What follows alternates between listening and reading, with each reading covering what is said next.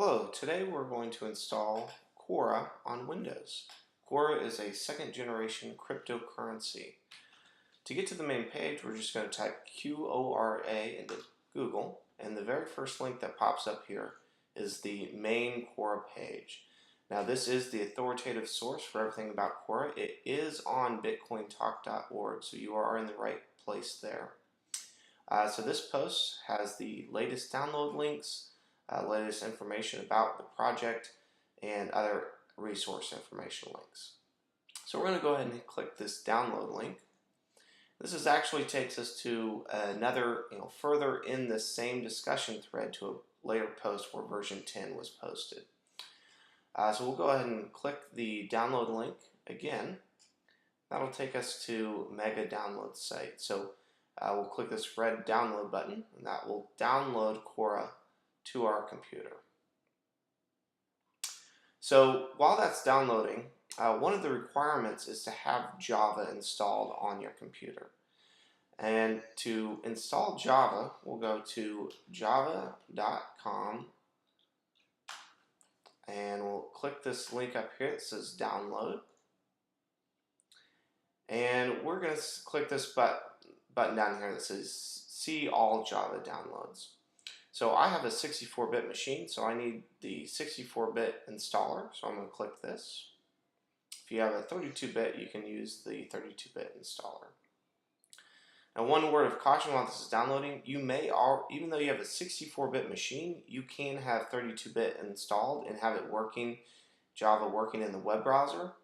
But if you go to the command line, if you just hit start button, command, type Java -version.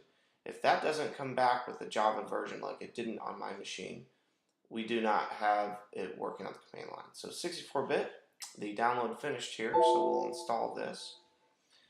We'll put in our password or go through the UAC prompt that says allow Java to install. So we're going to hit install. I might fast forward here to while it's installing. Okay, we've successfully installed Java. So now on the command prompt, if I do Java -version, now you can see it does come back with Java 1.6 or 1.7 is the Java version that we need. So if your command line does not have this, I'll put a link in here below that takes you to a website that'll help troubleshoot getting this working from the command line. But once that is complete, now we can go, we'll go into our downloads folder. Okay, now we can go ahead and right mouse click on Qora and say extract all. This will extract the contents of our downloaded Qora files. Double click there and double click on run. Now this will run Qora for the first time. It's going to start up and connect to other nodes across the network. So we have two options. Since it's the first time we're running Qora, we will create a new wallet.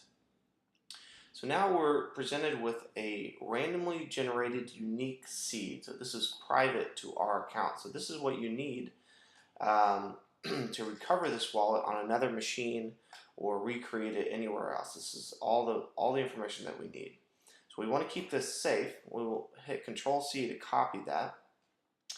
I'm just going to put it over here in Notepad, but definitely you guys want to, if you're going to use this for anything but just testing, you'll want to keep it on a different machine and preferably in a different physical location so that you can always get access to this. All right, we'll hit Next. Now we have to type in our seed. We'll just hit Control-V to paste that back in there. Basically just to confirm that we did copy it and we did save that. So now you need to create a new password for your wallet. So this will be used to, anytime you need to send money or to make any action, you'll need to use that to unlock your wallet. Okay, so this is the initial screen. We've got some tabs up here. We have accounts. Now we have 10 different accounts here that it starts off with. Now all these are all the same. You can use either one of them, any one of those for sending or receiving transactions. You can actually come down here and hit new account and generate as many new accounts as you want. So right now, very quickly, Qora has connected to the network, and we see this green OK here. Our wallet is unlocked. If we're going to walk away from the machine, we may want to double-click that, and we can lock the wallet. So what that means is you can't send transactions or make any changes with this. You can only view balances. To unlock it, that's where the password comes in. Okay, so that's unlocking and locking the wallet, and this is our accounts. So to send money, send money is easy as, copying one of these addresses. So let's copy an address. Go over to send money and send to, and I can hit Control V to paste that address in there.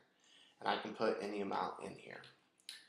So since this is a brand new wallet, I do not have any Qora, so I can't actually show you the transaction here. But you can just hit send, and immediately you'll see that transaction propagate across the network and be reflected in these balances.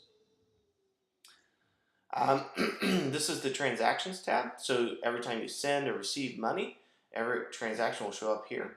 And actually, since this is a second generation cryptocurrency, you can do more than just send and receive money. You can register names. You can do votes, and a lot of future capability coming, very quickly here. So all those transactions and actions will be stored here in this transaction list. So we'll go to naming services, and we'll show you real quick how to register a name. So we could name something like my wallet, and then under value you could put your wallet address. So this basically, you can register a shortcut to your wallet, or this could be a website. You could say myweb.qora, or it could almost be a replacement for DNS. So it's a very flexible, just name value pair that you set up that's stored on the Qora blockchain, and it'll be interesting how developers and how people actually utilize this capability in the future. Voting is pretty cool. We can create our own poll, so we can come in here and say, who will be next president, and we can put in a couple different options and have people vote on it. You can also go in here and go all polls. You see what polls have been created out there. So Brazil champion, we can come see who thinks Brazil will be the champion. 52% says yes, 47% says no. So you can see all the votes that have happened and my vote. So I haven't voted here, but if I did, you'd be able to see this here. So all that is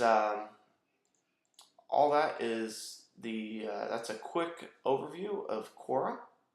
One last thing I'll show you is just, if we quit this, you'll notice that, see, our private, our addresses. So this last one ends in OIXA.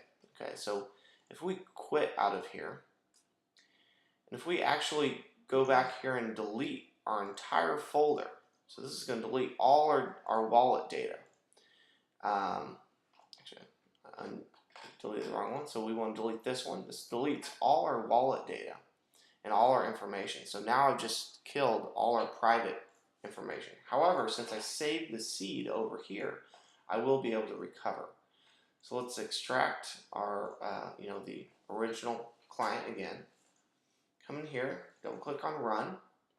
And so it thinks we're running Qora for the first time again. However, this time, instead of create a new wallet, I'm going to hit recover. And I'm going to use this seed to recover the wallet. So I paste in the seed again, and I create a new password. And this actually could be different than the first time, because the password is just stored locally on this machine. It's it's different than the seed. So I'll hit confirm, and since I know I created an additional account, I'll put 11 there. We'll hit confirm. What this is going to do is going to regenerate our all our wallet addresses, all from that original seed. So OIXA, so we see that that matches, and every one of these addresses is exactly the same. And since all the transactions, all your, any money sending, all your account balances, any name registrations, and actually any voting as well, is all stored on the blockchain. And so all that can be re-downloaded from the client with just that seed. So you can see just from that seed, you can recover your entire wallet and the entire state of everything you've done. All right, that's it. I hope this was helpful and I hope you guys enjoyed the video.